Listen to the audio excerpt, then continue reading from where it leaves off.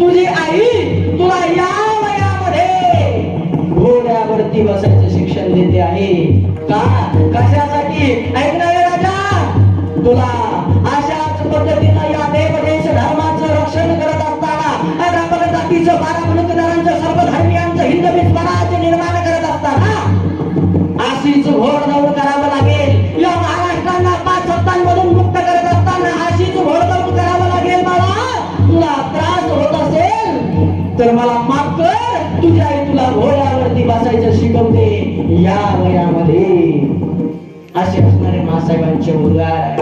लक्ष्मीबाई मासाहेबांच्या जवळ आल्या, विचार त्या झाल्या, अहो मासाहेब, तुम्हाला काही खावंसं नाही वाटत? तुम्हाला काही ल्यावंसं नाही वाटत? तुम्हाला डोहाळे नाही का लागले? असे डोहाळे लक्ष्मीबाईने त्या ठिकाणी विचारायला सुरुवात केली. मासाहेबांनी डोहाळे सांगायला सुरुवात केली. डोहाळे डोहाळे डोहाळे कसले